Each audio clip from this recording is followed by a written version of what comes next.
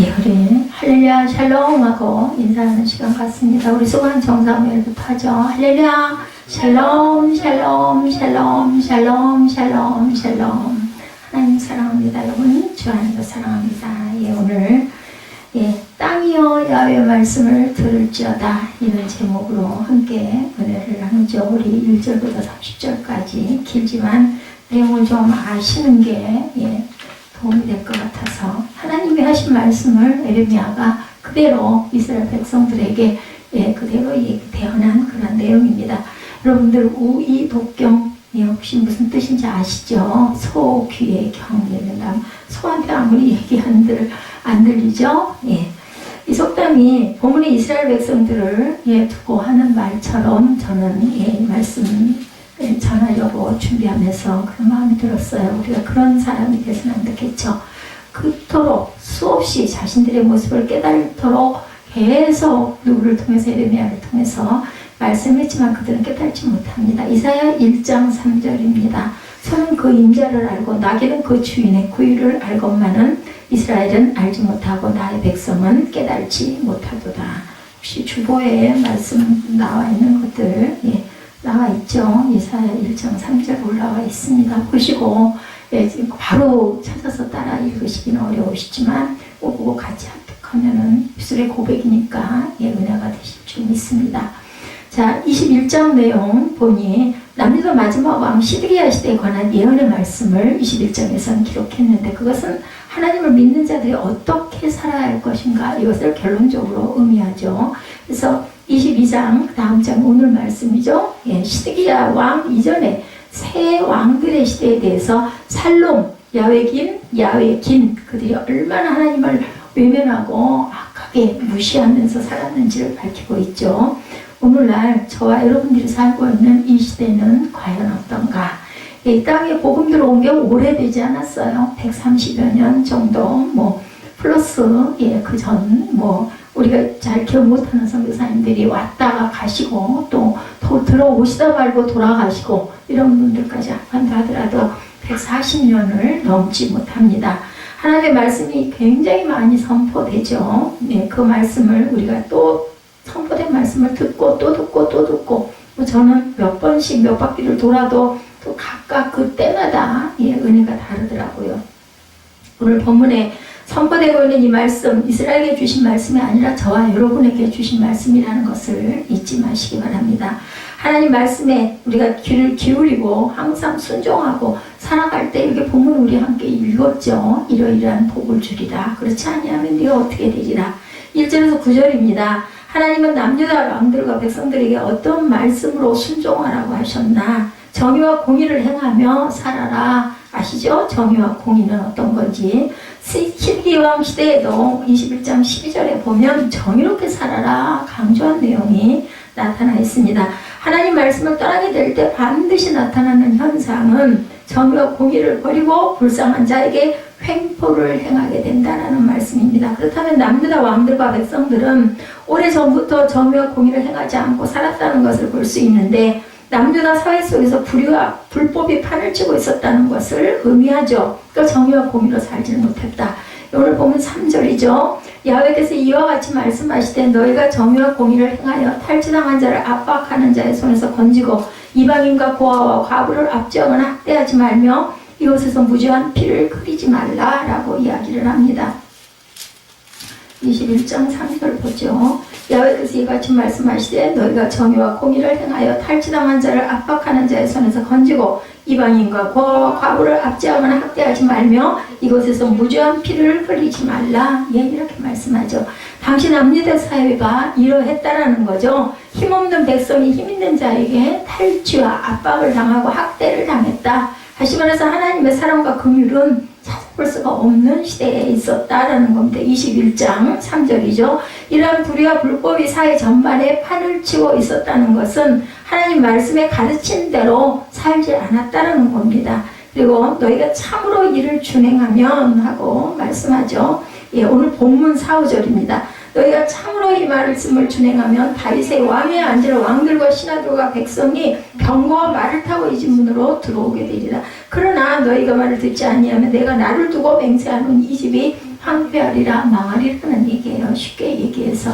자, 말씀에 순종하면 예루살렘 성을 지켜주실 것이지만 그렇게 되지 않으면은 이 성도 또한 황폐해버릴 것이다. 결국 남유다는 불순종의 길을 택해서 어떻게 됐어요? 멸망받죠. 그리고 6절에서 9절에 있는 하나님 말씀에 불순종한 자의 모습이 어떻게 될 것인지에 대해서 세 가지로 강조하고 있습니다. 우리 6절 볼까요? 예, 야훼께서 유다 왕의 집에 대하여 이와 같이 말씀하시라. 내가 네게 길르앗 같고 레바논의 머리이나 내가 반드시 너로 광야와 주민이 없는 성읍을 만들 것이다. 뭐 주민이 없는 광야가 만들어져 버리면 여러분 모두가 폐허가 된다라는 거죠. 예, 말씀에 순종하지 않으면 광야 같은 황폐한 땅으로 만들어 버리겠다. 그 성을. 길르앗은 여러분들 요단 동편의 북쪽에 있는 아름다운 푸른 초원이에요. 이게 찬양도 있죠. 그래서 그리고 레바논은 백향목이라고 그러죠. 키가 크고 우람한 백향목, 절대로 좀이나 동록에 쓸지 않는 그러한 사시사철, 어떠한 철에도 이 나무가 아주 그 튼튼해서 절대 썩지 않는 그런 그 나무. 그래서 궁전을 짓거나 성소를 지을 때 백향목을 가져다 지었죠. 예, 솔로몬 때도. 하나님은 분명히 나를 천하보다 귀한 사람으로 보고 계신다. 남유다가 하나님에게 이처럼 소중하고 귀하다 할지라도 말씀에 순종하지 아니하면 너희는 버림을 받을 것이다 라는 거예요. 그 귀함도 하나님 말씀 앞에 순종하고 살아갈 때 귀하지, 불순종하고 산다면 하나님은 그 영혼을 절대로 귀하게 보지 않는다라는 거. 우리 자녀들 말 안 들으면 막 속상하죠. 갖다 내다 버리고 싶더라고요. 그런데도 또 돌아보게 돼요. 그죠? 예, 하나님의 마음, 네, 우리가 이러는 걸 딱 생각을 하면 알 겁니다. 하나님은 우리 믿음을 무엇으로 평가하시나? 말씀에 내가 얼마나 순종하고 살고 있는가? 자, 주보에 야고보서 2장 17절, 20절에 올라와 있죠. 예, 우리 함께 보도록 합니다. 26절까지 주보 보시면, 예, 야고보서 2장 17절에 뭐라 그래요? 행함이 없는 믿음은 그 자체가 죽었대요. 20절에는 어떠한 사람아 행함이 없는 믿음이 헛것인 줄을 알고자 하느냐. 26절에 영혼 없는 몸이 죽은 것 같이 행함이 없는 믿음은 죽은 것이니라. 우리가 회개라는 거 아까도 말씀드렸지만 9시에 외도 말씀드렸지만 아이고 잘못했네. 아이고 내가 이거 어떻게 이런 마음 들죠. 예, 이게 우리는 회개라고 생각합니다. 그러면 개를 해야 돼요. 개. 돌아보는 거는 잘 돌아봤어요. 개를 해서 다시는 그런 일을 반복하지 않는 것이 바로 회개입니다. 그래서 그런 얘기가 있죠. 우리가 회는 잘하는데 개를 잘 안 한다. 그리고 막 절망합니다. 걱정합니다. 그리고 한탄합니다. 그 빌미를 준 무언가를 막 그저 원망을 하게 되죠. 이것은 사단이에요. 사단. 근데 개를 해서 돌이키고 딱 일어섰을 때 그것은 우리에게 구원의 확신 그리고 믿음이 자라는 계기가 된다. 그래서 가룟 유다가 원망하고 한탄하고 결국은 생명을 잃었잖아요. 사탄의 올무에 빠져가지고 결국은 멸망한 것이고 베드로처럼 회개하고 주를 열심히 따르고 순종하고 주님을 받들고 모시고 간 자는 결국은 믿음의 반석이 돼서 교회가 세워지죠. 그 기초에. 율법을 지킴으로 구원받는다는 것은 말씀하는 것이 아니고 율법은 인간을 구원시키지 못하지만 율법을 통해서 내 죄를 깨닫게 되고 그리고 하나님에게 나의 믿음이 어떤 것인지를 보여줄 수 있는 것 그것이 바로 율법입니다. 자, 율법은 계명이죠. 계명, 10계명 이런 계명입니다. 최종 목적이 예수를 위해 살아가게 하는 것처럼 남유다 백성들이 말씀에 순종하고 사랑하는 것은 하나님을 위해 사랑하는 것이어야 한다. 그러나 그들은 그렇게 살아가지를 못했어요. 자, 오늘날도 예수 믿는 사람들이 말씀에 순종하며 사는 것이 자신들을 위해서 신앙생활을 하고 있다고 생각하는 잘못된 신앙입니다. 예, 교회를 다니고 있고 예수를 믿고 있는 그러한 신앙이 어떤 신앙이어야 되는가? 천국을 바라보는 소망을 가지는 신앙, 그리고 내가 가진 것을 사랑과 기쁨으로 남을 섬기고 나눌 줄 아는 신앙, 그냥 그리스도의 성품을 본받아가는 신앙이에요. 다 잘하지는 못하더라도 조금씩이라도 행하고 나아가는 것이 우리가 뭐라 그래요? 자라간다라고 얘기합니다. 예, 오늘 우리 김종국 집사님이 계란 한 판을 들고 들어왔어요. 물어봤더니 싸니까 교회에 좀 사서 갖다 드리자. 예, 자라가는 거예요. 자라가는 거. 교회에 뭔가를 섬기고 싶은 마음, 그 마음 갖는 것이 우리가 실천하고 자라가는 겁니다. 그때 마음의 기쁨과 따뜻함을 느끼게 되죠. 그러면 어때요? 예, 주의 종도 축복을 하게 되죠. 아이고 너무나 고맙고 감사하네. 이런 마음. 뭐 계란값이 중요한 게 아니라 마음밭이 중요하죠. 자, 예수 그리스도가 마치 나의 문제만 해결해주는 해결사처럼, 택배기사처럼 절대로 생각해서는 안 된다.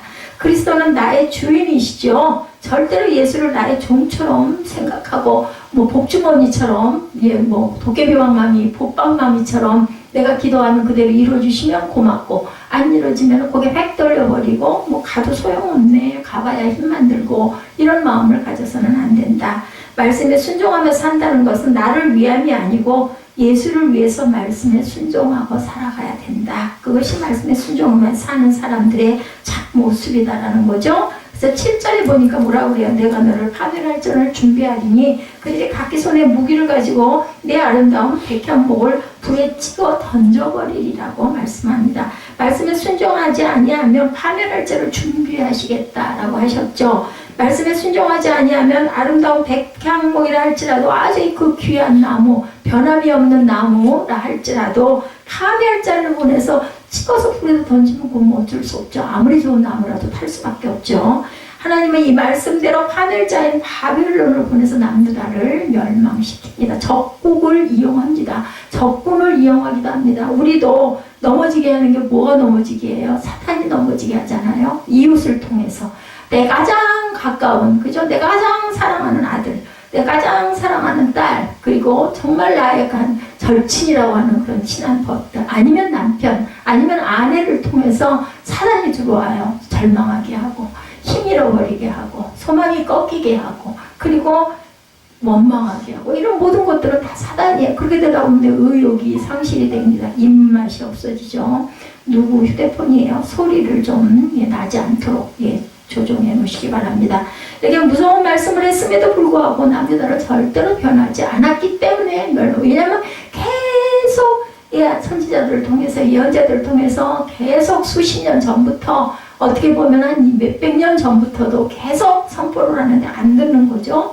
구약 전체가 뭐라고요? 예수 그리스도 오심에 대한 거를 전부 다 얘기한 내용이 구약입니다. 그리고 신약에서 예수님은 오셨어요. 이루어진 거죠. 그래서 구약과 신약은 뭐라고 그래요? 짝이라고 그러죠. 짝. 그죠? 그래서 구약을 모르면 신약의 은혜를 많이 받지 못하고 신약의 뿌리를 구약에서 찾아야 되기 때문에 우리는 성경을 좀 아셔야 됩니다.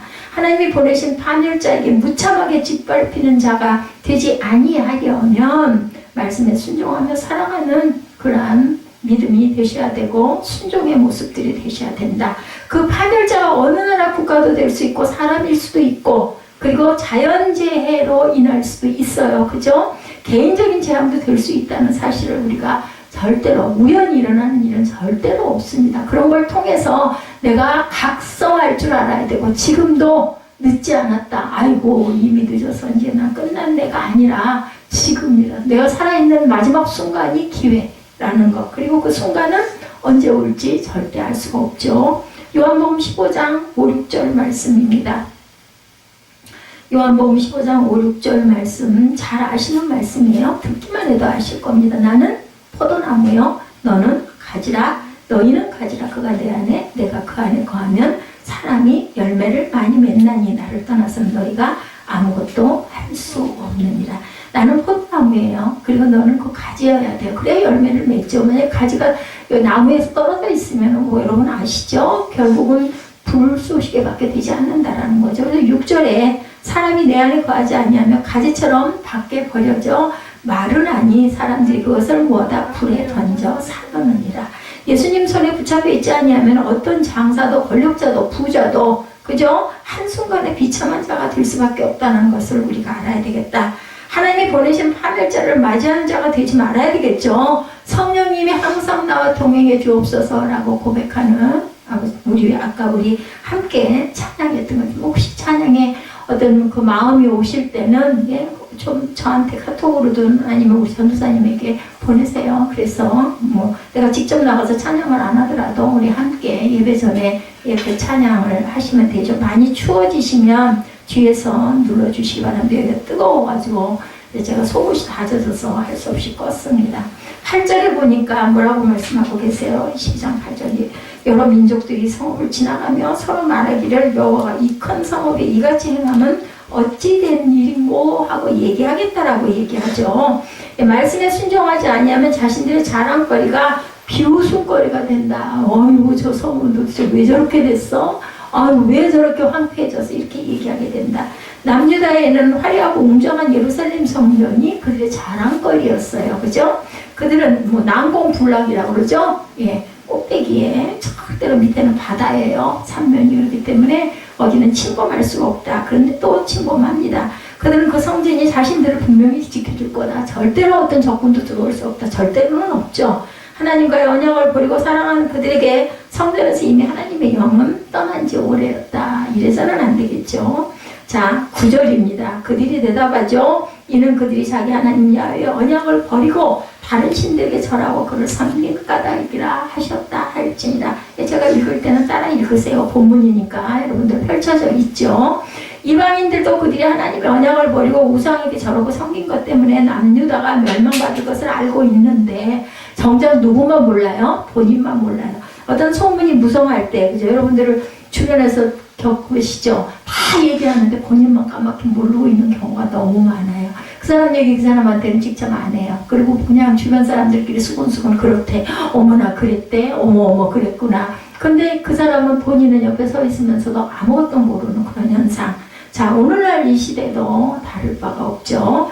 예, 교회 건물이 나를 구원시켜 줄 것이라고, 유명한 교회가 나를 절대로 구원시켜 주실 거라고 믿지 않으실까요? 여러분들도 큰 교회를 다니는 자들이 다 그런 건 아닙니다. 유명한 목사님에게 설교를 듣는 분들이 다 그렇게 어리석지 않죠. 그러나 많은 사람들이 큰 교회를 택하는 목적, 어떻게 보면은 그저 어느 교회 다녀 아주 자랑스럽게, 뭐 예를 들면 우리 뭐 서울대 다니는 학생들처럼 이런 그 의기양양한 이런 모습들이 있죠. 성경은 분명히 성전에 대해서 밝히기를 하나님이 자기 피로 사신 곳이 성전이다. 사도행전 20장 28절 말씀이죠. 이렇게 얘기하고 있는데도 불구하고 그렇게 말합니다. 자, 내 피로, 하나님의 피로 만든 곳이 성전이에요. 우리 또한 예수의 피로 죄사함을 받고 거듭났다면 내 안에 거룩한 성전이 임했기 때문에 우리는 모두 다 성도들은 너희 안에 성령이 계시는 전인 줄 네 몸이 거룩한 성전인 걸 알지 못하느냐 이렇게 얘기하죠. 그래서 너희는 너희가 하나님의 성전인 것과 하나님의 성령이 너희 안에 계시는 것을 알지 못하느냐. 누구든지 하나님의 성전을 더럽히면 하나님이 그 사람을 멸하시리라. 하나님의 성전은 거룩하니 너희도 그러하니라 이렇게 얘기합니다. 예, 예루살렘 성전이 바벨론에 의해 파괴되었듯이 오늘날 우리도 하나님의 성전을 더럽히면 여지없이 파괴되는, 그리고 성전이 아니에요. 사람은 다 똑같은 사람인데 성전인 사람이 있고 성도가 있고 그냥 교회 다니는 교인이 있다라는 거. 사람이 볼 때는 모르죠. 그냥 교인이 더 훌륭하고 더 유명하고 더 부유하고 옷도 잘 입고 뭐 이쁘기도 하고 뭐 그러면 얼마나 호감이 갑니까? 그런데 하나님께서는 너희 안에 성령이 거하지 아니하시면 그것은 성전이 아니라고 말씀합니다. 참고로 고린도전서 3장 16, 17절 보시면 됩니다. 예, 거룩함이 사람의 행위로 이루어지는 것은 아닌데 그래도 우리들이 하나님 말씀에 순종하는 믿음을 보이고 말씀대로 살려고 애를 쓸 때 하나님이 우리를 거룩한 자들로 변화시켜 주신다. 예, 우리 나와 있는 말씀 에베소서 5장 26절, 디모데전서 4장 5절 보죠. 예, 우리 주보에도 나와 있습니다. 참조하시기 바랍니다. 5장 26절입니다. 물로 씻어 말씀으로 깨끗하게 하사 거룩하게. 항상 씻어야 된다는 거예요. 물로 씻어 말씀으로 깨끗하게. 디모데전서 4장 5절에 하나님의 말씀과 기도로 거룩하여진다. 여러분들 기도하세요. 기도. 예배 끝나고도 어떻게 하다 보면 그냥 기도를 못하게 되는데 우리 오늘부터는 예배 끝나고 나서 5분 동안 우리 찬양 들어놓고 애써 전사님 나오셔가지고 조금 인도해 주시면서 한 5분만이라도 함께 기도하시고 말씀을 붙들고 기도하시든 내 문제를 가지고 기도하시든 아니면 내 마음에 내가 이런 부분 정말 잘못했네 이런 경우는 회개의 기도를 하시든 아니면 감사의 기도를 하시든 절대 딴 거 하지 마시고 우리 5분만 10분도 아니고 5분만 잠깐 기도하십시다. 그리고 축도로 예배가 끝나는 방법을 한번 그 짧게라도 한 마음으로 한번 기도해 보십시다. 하나님의 말씀이 살아서 우리 영혼 속에 두날 가진 검으로 역사할 때 우리는 거룩한 성도로 변화가 될 수 있다. 역사하도록 그 대신 여러분들은 자꾸 소망해야 됩니다. 우리가 뭘 아까 오늘 그 헌금 올리시는 기도의 말씀에 똑같이 마태복음 7장 7, 8절 말씀이 우리 김종국 집사님하고 유은정 집사님이 함께 올려주셨어요. 구하라 그리하면 너에게 주실 것이요 구하는 이마다 물을 거래야 받을 것이요 찾는 찾아낼 것이요 두드리는 이는 열릴 것이다. 이 말씀 8절 말씀 김종국 집사님 올려주셨고 유은정 집사님은 7절 8절 올리셨어요. 이런 일이 많지 않은데 구하고 찾고 두드리고 싶으신 간절한 마음이구나 저는 그렇게 느꼈습니다.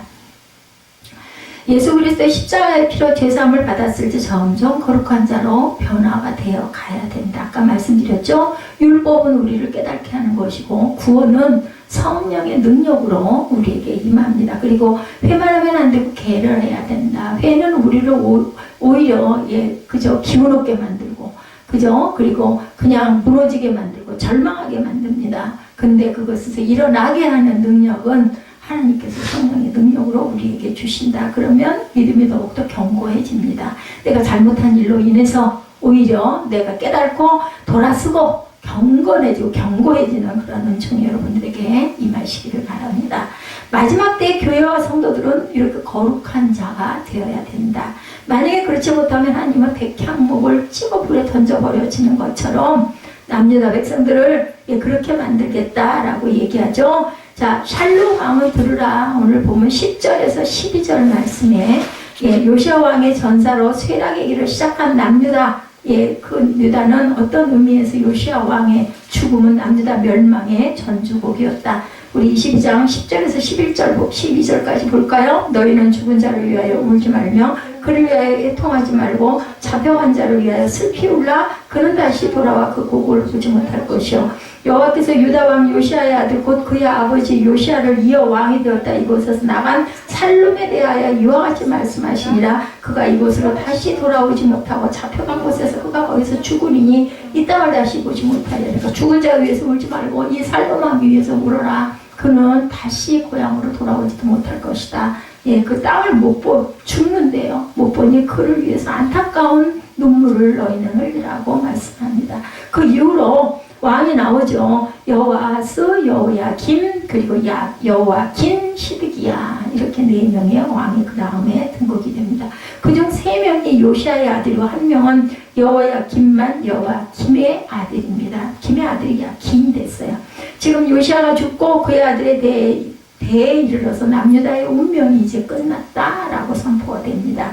구한 말에 영친왕, 여러분들 아실 거예요. 역사를 그래도 조금 기억이 나시죠. 고종으로 대한 제국은 끝이 납니다.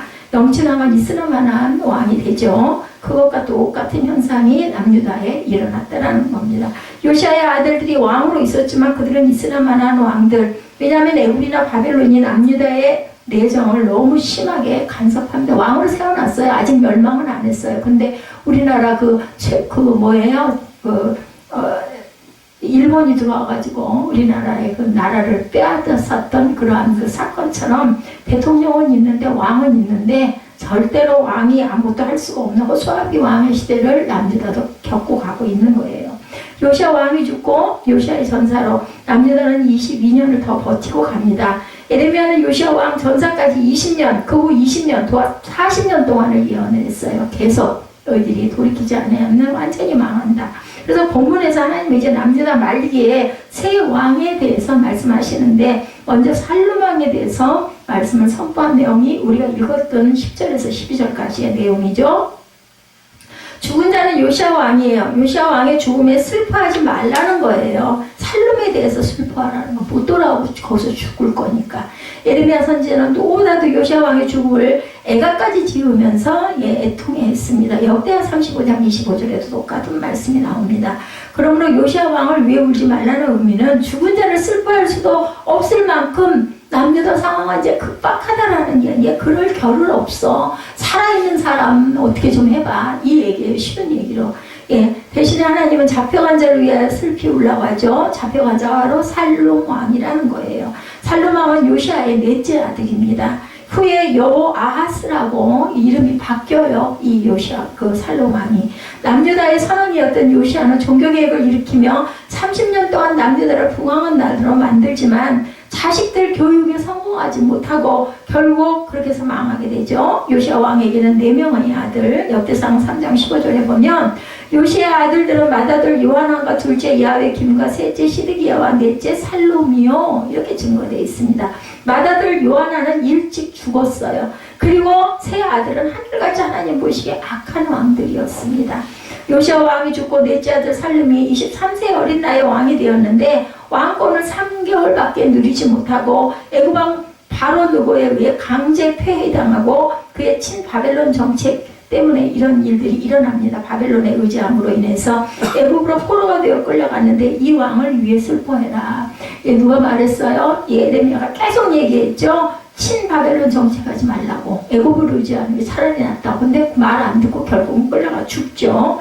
남유다가 애굽의 지배를 받고 있었음을 볼 수가 있는데 살룸 왕은 유다 땅에 돌아오지 못하고 애굽에서 너는 죽을 것이다 라는 그런 예언을 받습니다. 여호아하스가 불쌍해서 슬피 울라는 게 아니고 슬피 울어야 할 것은 요시야 왕의 죽음인데 요시야 왕에 대해서 울지 말고 패역한 여호아하스의 죽음에는 슬퍼하는 것은 어떤 의미를 갖고 있을까? 하나님은 왕의 죽음을 위해 슬퍼하는 것이 아니고 하나님 말씀에 순종하지 못한 남유다 백성들의 자신을 돌아보면서 슬퍼해라는 뜻입니다. 열왕기하 23장 31절에 보면 여호아하스가 왕이 될 때 나이가 23세라 예루살렘에서 석 달간 다스리니라. 그의 어머니의 이름은 하무달이라 림나 에레미야의 딸이더라 라고 증거되어 있습니다. 32절에 여호아하스가 그의 조상들의 모든 행위대로 야훼 보시기에 악을 행하였더니 모두 다 악한 왕들의 말로가 너무 비참합니다. 이 말씀으로 볼 때 여호아하스가 형들을 제치고 23세의 왕이 될 수 있었던 것은 어머니 하무달의 힘이 컸던 것으로 보이는데 여호아하스가 하나님 보시기에 악을 행하며 나라를 다스리게 된 것도 아마 어머니의 악의 영향이 있었다. 부모 닮아요, 자녀가. 요아스 같은 선한 왕에게 이런 여자가 아내로 있었다는 것. 요아스는 굉장히 선한 왕이었습니다. 하나님의 슬퍼라 하신 것은 여호아하스 왕이나 남유다 백성들이 하나님 보시기에 악을 행하고 살아가고 있다는 것을 슬퍼하라는 거죠. 악을 행하여 너희들에게 돌아오는 그 죄의 대가가 얼마나 큰지 깨닫고 애통해하고 회개하고 회개의 눈물을 흘려라 이 뜻이에요. 이 얘기는 슬퍼하라는 것은 하나님은 죄에 대한 것을 반드시 보호하신 하나님이라는 사실을 우리가 알아야 합니다. 내 죄를 진실로 애통해하며 회개하고 예수의 피로 사함을 받으면 되지만 그렇지 못하면 하나님은 반드시 그 죄에 대해서 보호하신 하나님이라는 사실을 어떻게 하라고요? 돌이켜야 합니다. 아이고 잘못했네. 그걸로 끝나서는 안 된다. 출애굽기 34장 7절에 인자를 천대까지 베풀며 악과 과실과 죄를 용서하리라. 그러나 벌을 면하지는 아니하고 하나님의 악행을 자손 3, 4대까지 보응하리라 라고 말씀을 합니다. 출애굽기 34장 7절 아주 중요한 말씀입니다. 인자를 천대까지 베풀며 악과 과실과 죄를 용서하리라. 그러나 벌을 면제하지는 아니하고 아버지의 악행을 자손 3, 4대까지 보응하리라. 나 때문에 내 죄 때문에 자손 3, 4대까지 가서는 안 되겠죠. 나야 내가 죄를 졌으니까 벌을 받는 게 당연하지만 그죠? 그래서 13절에서 19절 본문에 보면 여호야김 왕은 들어라 라고 이야기를 합니다. 여호야김 왕은 요시야 왕의 둘째 아들이죠. 여호아하스 왕의 형입니다. 애굽 왕 바로 누구는 여호아하스를 폐위시키고 애굽으로 사로잡아가면서 그의 형인 야훼김을 남유다의 왕으로 세웁니다. 분명히 엘리야김인 여호야김은 25세의 왕이 올라서 애굽의 속국이 되어서 친애국 정책을 시행하면서 애굽에 바칠 곡물을 거두기 위해 백성들을 괴롭혔고 개인은 사치와 향락에 빠져서 살았어요. 이런 건 별로 그렇게 새로운 얘기 아니죠. 이 땅의 지금 현재 정치에도 보면은 지나놓고 보면 어떤 대통령이 어땠느니 얼마를 어쨌느니 이런 거 너무나 뉴스에 많이 나오기 때문에 비밀도 아니고 못할 말도 아닙니다. 그래 이 시대에도 그랬다는 거죠. 여호야김은 예레미야 선지자가 전한 하나님 말씀과는 반대의 길을 갔기 때문에 바벨론에게 항복하라는 선지자를 핍박합니다. 예레미야 선지자를 칼로 잘라서 불에 태워서 죽였어요. 이 왕이 그냥이 아니라 칼로 잘라가지고 불에다 태워서 죽였다. 하나님의 예레미야 선지자를 통해서 먼저 야훼김 왕의 불의와 사치에 대해서 강하게 지적합니다. 11년 동안 왕에 오른 야훼김은 왕궁을 크게 지으면서 많은 사람을 강제로 동원하고 품삯도 주지 않았어요. 14절에 그가 이르기를 내가 나를 위하여 큰 집과 넓은 다락방을 지으리라 하고 자기를 위하여 창문을 만들고 그곳에 백향목으로 입히고 붉은 비치를 해치라도다. 비유절에 보면 내가 나를 위하여 자기를 위하여라고 기록되어 있습니다.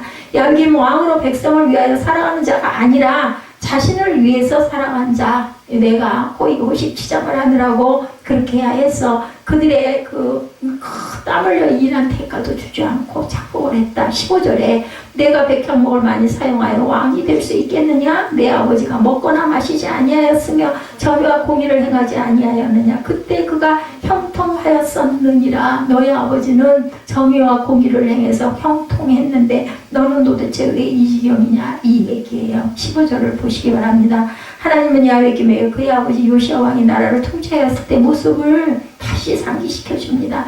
너희 아버지 요시야 왕이 선왕이 될 수 있었던 것은 너처럼 백향목을 많이 사용해서 백성들을 착취해서 왕이 된 것이 아니라 먹지 아니하고 마시지 아니하고 정의와 공의를 행하며 왕이 된 거 아니냐. 알아라, 깨달아, 알아라. 이때만 돌이켰어도 그죠? 괜찮았을 건데 16절에 그러는 가난한 자와 궁핍한 자를 변호하고 형통하였나니 이것이 나를 알미 아니냐. 야훼의 말씀이니라. 성에 죽으면 난방 틀어 쭈그리지 말고. 다시 말해서 너희 아버지는 나를 알았다는 거예요. 이것은 너는 나를 알지 못한다는 거. 니네 아버지는 그래, 그렇잖아. 너는 왜 그래? 이 얘기예요. 쉽게 얘기해서 하나님에 대해서, 예수 그리스도에 대해서 여러분들 알기를 소망하십니까? 아니면 나는 알고 있어? 라고 고백하실 수가 있습니까? 얼마나 알고 계시고, 그럼 아신다면 예수님을 닮으려고 얼마나 노력하고 사모하고 가십니까? 하나님에 대해서, 예수에 대해서 모르면서 17절에서 언급한 자의 모습이 될 수밖에 없다는 사실을 우리가 알아야 됩니다. 17절에 뭐라고 말씀하셨어요? 그러나 내 두 눈과 마음은 탐욕과 무죄한 피를 흘림과 압박과 폭력을 행하려 할 뿐이니라. 내 두 눈과 마음에 탐욕이 도사리고 있다면 예수에 대해서 너는 모르는 거야. 내 마음에 욕심이 있다면 너는 아직 아니야. 너 교회 잘 나가고 있니? 너는 교인이야. 성도가 아니야. 이런 뜻이에요. 무죄한 피를 흘리고 포악함이 있다면 아직도 예수님을 모르고 있는 자라는 것입니다. 진단은 하실 수 있겠죠. 하나님을 모르고 예수를 모르는 사람들은 모두 다 자기를 위해서 살아가는 짐승 같은 삶을 살아가고 사는 게 다 똑같이 사는 게 아니다. 오늘날 이 시대 왜 사람들이 탐욕으로 가득 차 있고 포악할까요? 예수 그리스도를 모르고 있기 때문인 거예요. 말씀으로 보면 이 말씀이 맞는 말씀이니까 자신들을 위해 이성을 짓고 아성을 짓고 온갖 탐욕과 불의로 악행을 일삼고 살아가고 있으면서도 양심에 조금 더 가책을 모르고 나는 주일날 예배 드렸으니까 이렇게 오히려 심지어 그죠? 18절입니다. 그러므로 야훼께서 유다의 왕 요시야의 아들 야훼김에 대하여 이와 같이 말씀하시니라.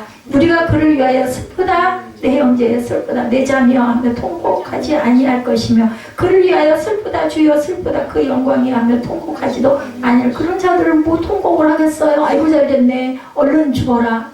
그렇지 않겠어요? 백성들이?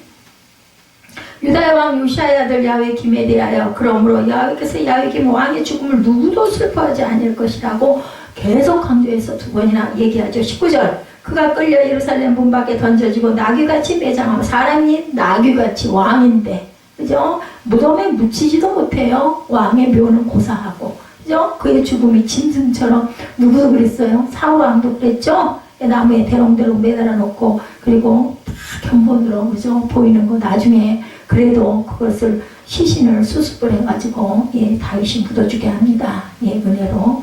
인간이 짐승과 같지 않아요. 절대. 근데 인간이 짐승만 또 못하게 취급을 당하는 그 지경에 간다. 하나님의 자녀답게 우리는 살아가야 됩니다. 이 땅에 교인은 많은데 성도는 정말 보기가 힘든 세상. 전도에서 사람 갖다 앉혀놓는다고 해서 그 사람 마음 안에 예수가 들어가고 구원이 임하는 것은 아니죠. 기회는 받을 수가 있습니다. 그걸 위해서 갖다 끌어다 그냥 앉혀놓는 거죠. 자고 막 그냥 아주 쩔쩔쩔 내면서 그냥 해서 새신자들 해가지고 갖다 앉혀놔요. 근데 뭘 해야 돼요? 사모하고 회개할 줄 알아야 구원은 임한다라는 건데 그 마음도 누가 주셔요? 하나님이 주셔야 돼요. 본인은 가서 듣죠. 좀 드러나 보자 하고 듣습니다. 근데 그 회개가 임하지 않을 수가 있다라는 건데 여러분들 두드리고 아까 말씀하신 것처럼 구하고 찾으면 주셔요. 다른 것도 아니고 내가 잘못된 것을 알고 싶다 하는데, 내가 예수를 알고 싶다, 내가 천국을 소망한다는데 안 주실 일은 없어요. 근데 여러분들 마음에 정말로 본인 마음 본인만 알죠. 하나님하고 절실한 마음이 없으면 임하지 않는다라는 거. 그래서 뭐라 그래요? 성령은 굉장히 성령의 그 능력이나 이런 건 사모하지 않으면 절대로 오지 않은 인격체이시라고 하죠. 성령 하나님은 타락된 세상 속에서 짐승처럼 사는 자들과 똑같이 탐욕을 갖지 말고 살아가라는 말씀이에요. 탐심은 우상숭배, 골로새서 3장 5절 말씀에 우상숭배라고 나와 있죠. 이게 그 본문에 말씀들이 많아가지고 빠졌습니다. 나중에 찾아보시기 바랍니다. 하나님이 가장 싫어하는 것은 바로 우상숭배인데, 탐심은 곧 우상숭배라고 골로새서 3장 5절에 증거합니다. 그들이 어때요? 끝이 어떻게 된다고? 짐승처럼 살다가 짐승처럼 비참한 생을 마감하게 된다. 우리 모두 어떻게 살아야 되겠어요? 거룩하게 살다가, 그죠? 거룩한 주님의 품에 안겨야 돼요. 그래서 우리는 초록은 동색이다, 이런 얘기 많이 아시죠? 그리고 어디 따라가요? 내 성향 따라가잖아요. 내 본향 찾아가잖아요. 내 고향이 어디다 하면 그쪽으로 머리 두르지 않습니까? 이런 것은 왜요? 내가 소속이 어디가 되어 있는지 소속감이 정확할 때 절대로 길 잃어버릴 일이 없습니다. 그래서 예루살렘이여 들으라, 오늘 20절에서 29절까지 말씀하고 있죠. 하나님은 유다 왕들의 죄악을 지적하시다가 예루살렘 백성들의 죄악을 지적합니다. 그들의 죄를 세 가지로 지적합니다. 첫째는 하나님을 의지하지 아니한 죄, 20절이죠. 보십니다. 레바논에 올라 외치며 바산에서 소리를 높이며 아바람에서 외치라. 이것은 소리를 높여 애통해 하라는 의미의 말씀이에요. 하라는 말씀이에요. 자복하라는 말씀이에요. 너희를 사랑하는 자가 다 멸망하였으므로 애통해 하라는 겁니다. 너희를 사랑하는 자는 남유다가 의지했던 애굽, 에돔, 모함 같은 나라들을 여기서 일컫습니다. 바벨론이 쳐들어왔을 때 남유다 백성들은 하나님을 의지하기보다는 세상 세력을 더 의지했습니다. 힘이 센 애굽이 우리를 좀 도와주면 우리가 여기서 이길 텐데, 승리할 텐데, 이런 마음을 가졌다는 거죠. 어려움이 올 때 여러분들 사람을 의지하는지 예수님을 의지하는지, 내가 기도를 하는지 아니면 누군가 세력 있는 사람에게 가가지고 도와달라고 부탁을 하고 있는지, 이거 생각해 보시면 돼요. 쉽게. 그죠? 그 어떤 고난 가운데서 예수님을 온전히 의지하는 믿음을 소유하셨을 때, 뭐 그런다고 되겠어면 안 되죠. 100% 안 됩니다. 예언합니다, 제가. 뭐 그런다고 되겠어? 그런 사람은 형식적으로 기도해봐야 절대로 안 됩니다. 근데 이건 사람의 힘으로 할 수 없는 거야. 하나님이 하셔야지 뭐 어떡하겠어.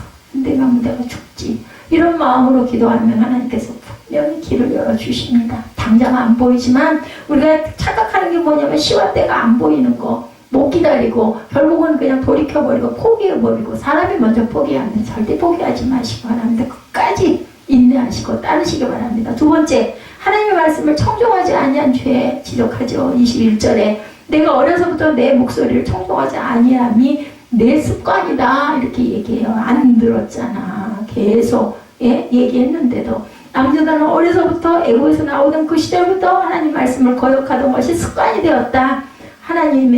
하나님께서 인간의 습관 고치기가 참으로 힘들구나 라고 한탄하시는 겁니다. 성령으로 거듭났다 할지라도 매일매일 의지하지 않으면, 성령님을 의지하지 아니하면, 충만을 위해서 기도하지 아니하면 인간의 습관은 고치기가 쉽지가 않다. 왜? 우리 안에 죄성, 타고난 원죄성이 있죠. 좋은 습관이면 괜찮은데 죄로 연결되는 습관이라면 버려야 됩니다. 과감하게. 인간은 원래 하나님 말씀에 불순종하며 살아갈 수밖에 없다고 그러죠. 요한복음 8장 44절에 우리의 육의 아비가 원수마귀다 라고 말씀합니다. 이 관계를 끊어버리지 않는 한 우리에게는 계속해서 악한 습관이 독보소처럼 자꾸 살아 일어납니다. 내 습관. 그죠? 나의 힘으로는 이 습관을 고칠 수가 없습니다 라고 고백하셔야 돼요, 여러분들이. 그러므로 성령으로 거듭나서 매일매일 성령 충만을 받아서 나를 죽이는 자들이 되어야 되죠. 바울이 말하죠. 고린도전서 15장 31절에 나는 매일 죽노라 라고 얘기하지 않습니까? 왜 사람을 죽으래? 그런 뜻이 아니죠. 악에서 내가 자꾸 죽어야 된다는. 그러면 뭐가 살아 일어나요? 예수가 살아 일어나겠죠. 나를 죽이면. 우리는 매일매일 예수 안에서 나를 죽이는 나쁜 것들을, 죄성들을 죽이시는 저와 여러분들이 되시기 바랍니다. 분별하실 수 있을 거예요. 이게 나쁜 건지 좋은 건지. 그죠?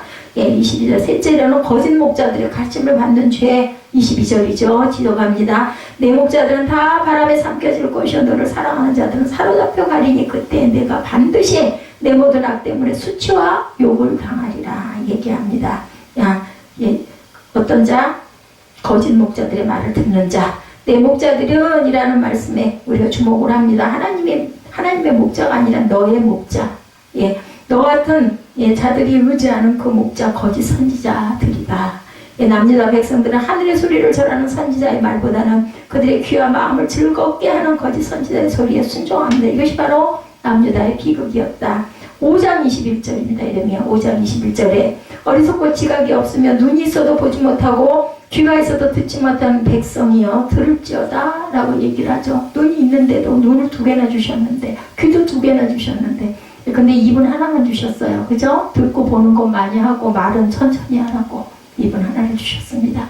가장 가슴 아픈 것은 하늘의 소리에 귀를 막고 달콤하고 즐거운 소리만 자꾸 귀를 연다. 교회를 다니고 예수를 믿고 있다는 것 자체를 비극으로 여긴다는 것. 23절입니다. 레바논에 살면서 백향목에 깃들이는 자여 여인이 해산하는 고통 같은 고통이 내게 임할 때 너의 가련함이 얼마나 심하겠니? 라고 이게 선포합니다. 이렇게 하나님을 의지하지 않고 하나님 말씀보다는 거짓의 소리에 귀를 기울이고 세상적으로 사랑하는 자들에게 여인의 해산 같은 고통이 이제 가장 극심한 고통을 여인의 해산으로 비유를 했죠. 데살로니가 전서 5장 3절에 그들이 평안하다 안전하다 할 때 그때 임신한 여자에게 해산의 고통에 이른 것 같이 멸망이 갑자기 그들에게 이르리니 결코 피하지 못하리라 라고 증거합니다. 데살로니가 전서 5장 3절입니다. 남유다처럼 세상이 끝나는 날에도 해산의 고통이 하나님 말씀에 순종하지 아니하고 살아가는 자들에게 임할 것이다. 남유다에게 예언했던 해산하는 고통이 임했던 것처럼 세상 끝날에도 반드시 하나님의 말씀은 이루어질 것이라는 거죠. 거짓 것들의 가르침에 미혹당하지 말고 오직 살아계신 하나님의 말씀에 붙잡혀 살아가는 저와 여러분이 되시기를 주님의 이름으로 축원합니다. 예레미야 22장 24절에서 30절입니다. 고니아 왕은 들어라. 고니아 왕은 야훼김의 아들 야훼긴의 이름이에요. 18세 어린 나이에 왕이 된 야훼긴 역시 예레미야의 경고를 무시한 채 아버지를 쫓아 바벨론 그 정책을 취합니다. 반바벨론 정책을 취합니다. 그 결과 바벨론의 2차 침공이 이루어지고 전쟁에 패한 야훼긴은 왕위에 오른 지 3개월 만에 포로가 되고 바벨론에 끌려가서 오랜 옥살이를 하다가 나중에 석방이 되기는 돼요. 이 사람은 야훼긴의 왕에 대해 3가지로 선포합니다. 첫째로 왕권을 빼앗을 것이다. 24절이죠. 야훼의 말씀이니라 나의 삶으로 맹세하노니 유다 왕 야훼김의 아들 고니아가 나의 오른손에 인장반지라 할지라도 내가 빼어 내 생명을 찾는 자의 손과 내가 두려워하는 자의 손 곧 바벨론의 왕 느부갓네살의 손과 갈대아인의 손에 줄 것이요 하나님의 오른손에 인장반지를 할지라도 빼서 예, 그 적국에게 주겠다라는 거예요. 예, 그 인장반지 뭔지 알죠? 예, 서명할 때 쓰죠. 그리고 공인할 때 쓰는 왕의 그 왕권을 나타내는 그러한 옥새와 같은 예, 그러한 반지 손에서 빼어서 대적에게 넘겨주겠다. 그 대적은 바벨론 왕 느부갓네살 이름까지 기록하고 있다는 것은 하나님의 뜻을 확고하게 나타내는 이야기입니다. 야훼긴 왕 역시 하나님 보시기에 아버지, 긴 아들 다 악했다. 하나님 보시기에 악하면 아무리 귀한 것이라 할지라도 빼앗아 버린다는 사실을 우리가 알아야 됩니다. 둘째로 바벨론 땅에서 어머니와 같이 죽을 것이다. 26절이죠. 내가 너와 너를 낳은 어머니를 너희가 낳지 아니한 다른 지방으로 쫓아내리니 너희가 거기서 죽으리라. 쫓겨나서 죽는다는 거죠. 18세의 왕이 된 야훼긴 왕 역시 어머니 영향을 받습니다. 열왕기하 24장 8, 9절에 보면 여호와긴이 왕이 될 때 나이가 18세라 예루살렘에 석 달간 다스리니라. 그의 어머니의 이름은 누후스다여 예루살렘 알라딘의 딸이더라. 알라단의 딸이더라. 야훼긴이 그의 아버지의 모든 행위를 따라서 야훼께 보시기에 악을 행하였더라 라고 역사에 증거되어 있어요. 26절에 야훼긴과 그의 어머니를 언급하고 있는 것은 어머니 영향을 받아서 그가 악한 왕이 되었다. 우리가 자녀를 잘 선한 길로 인도하고 길러야 되는데 유산 물려줄 거 없잖아요. 그죠? 네, 믿음 물려주시고 온전하게 선하고 착하게 살아가는 마음을 물려주시고 가야 됩니다. 자, 여호야킨 왕은 바벨론에 끌려가서 감옥에서 37년을 살다가 나중에 석방돼서 왕의 생에 삼켜 밥을 먹어요. 예, 남유다의 회복의 서복이었죠. 결국 바벨론 땅에서 죽습니다. 그렇게 나와서 어쨌든 조금 누리다가 하나님 보시기에 나는 어떨까? 사람들이 보기에 나는 어떨까? 천하고 악하고 보잘것 없을지라도 하나님 보시기에 귀한 자들이 알곡이라는 거, 그리고 절대로 그런 걸로 인해서 상처도 받지 마시고 하나님이 나를 아시는데 사람들이 나를 뭐 어떻게 알든 말든, 근데 우리는 마음에 또 그래도 분이 일어나죠. 셋째로 야곱의 마음은 깨진 그릇이다. 28절입니다. 이제 다 끝났습니다. 이 사람은 고니하는 천하고 깨진 그릇이냐, 좋아하지 아니하는 그릇이냐, 어찌하여 그와 그의 자손이 쫓겨나서 알지 못하는 땅에 들어갔는고. 예레미야 18장 19장에서 하나님은 토기장이라는 것 우리가 살펴보고 왔습니다. 하나님은 아무리 귀한 그릇도 깨뜨릴 수 있는 자시고, 깨뜨린 그릇을 다시 새롭게 붙이시고 만드시기도 한다라는 거죠. 야윈 왕은 인간이 토기장의 손에 있는 진흙과 같은 존재라는 사실을 몰랐어요. 엘로힘의 하나님, 전능하신 분이시죠. 예, 하나님이 못하시는 일은 당연히 없습니다. 사람을 죽이기도 하시고 살리기도 하시고, 여러분들 아시죠? 가난하기도 하시고 부하기도 하시고 낮추기도 하시고 높이기도 하시는 그러한 하나님이다. 하나님 보시기에 아무리 작은 그릇이라 할지라도 귀한 그릇으로 살아가는 귀하고 복된 저와 여러분들이 되셔야 합니다. 우리 뭐 그릇 쓸 때 어때요? 화려하고 막 비싸고 아름다운 걸 많이 쓰세요. 좀 무서워서 못 쓰겠더라고요. 근데 편하게 잘 쓰는 건 저는 가벼운 그릇, 그리고 그냥 쉽게 닦을 수 있고 쉽게 집어넣을 수 있는 그런 그릇, 그 많이 쓰이잖아요. 그릇은 생명이 뭐예요? 많이 쓰이는 그릇이 돼야지 그게 귀한 생명이에요. 옷도 그렇죠. 너무 비싸고 좋은 거 옷 편하게 입으세요? 안 그렇죠. 예, 그런 것처럼 말씀의 끝을 보면 29절이죠. 오늘 본문의 제목이기도 합니다. 땅이여 땅이여 땅이여 야훼 말을 들을지어다. 오죽이나 하면 세 번이나 반복을 하십니다. 내 말 들어, 내 말 들어, 내 말 들어, 너희들, 이 얘기예요. 땅이 우리 땅에서 살잖아요. 그렇기 때문에 최상급으로 강조하시죠. 하나님의 말씀을 들어라. 너 내 말 들어라. 인 거예요. 이것은 하나님 말씀을 듣고 순종하고 살아가라는 하나님을 대언한 예레미야의 외침입니다. 30절에도 여호와께서 이와 같이 말씀하시니라. 너희는 이 사람이 자식이 없겠고 그의 평생 동안 형통하지 못할 자라 기록하라. 이는 그의 자손 중 형통하여 다윗의 왕위가 앉아 이간을 다스릴 사람이 다시는 없을 것임이라 하시니라. 그래서 유다가 멸망을 하죠. 야긴 왕에는 자식이 없었던 것이 아니고 7명이나 자식이 있었습니다. 자식이 없을 것이라는 말씀은 그의 자손들이 두 번 다시 왕위를 이을 자는 없을 것이라는 뜻이죠. 야긴 왕이 바벨론으로 끌려가고 남유다의 왕위는 그의 삼촌인 남유다 마지막 왕인 시드기야에게로 넘어갔어요. 여러분들 아시죠? 시드기야 왕 결과가 어떻게 되니 두 눈알이 뽑혀서 결국은 죽습니다. 시드기야를 끝으로 다윗 왕위의 가문은 결국은 끊어지고 맙니다.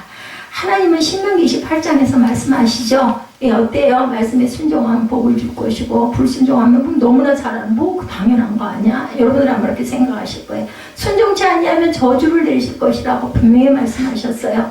우리의 손에 하나님 말씀이 있고 우리의 눈에 말씀이 보이고 우리의 귀에 하나님 말씀이 들리고 있죠. 지금도 여러분들 들으시죠? 이 시대 우리가 얼마나 예수를 믿고 있는 자들이 하나님 말씀에 순종하고 살고 있는지, 나는 어느 정도 순종하고 말씀 속에서 그 말씀에서 해답을 찾으려고 우리가 어려운 일 당할 때 제일 먼저 하나님을 떠오르고 계시는지 생각해 보시기 바랍니다. 우리들을 너무 사랑하셔서 예수까지 보내주셨죠. 독생자 하나밖에 없는 아들을 아끼지 않고 십자가에서 나의 죄 때문에 온몸에 물과 피를 흘리고 돌아가신 예수님, 그 부활로 인해서 우리도 부활을 누리죠.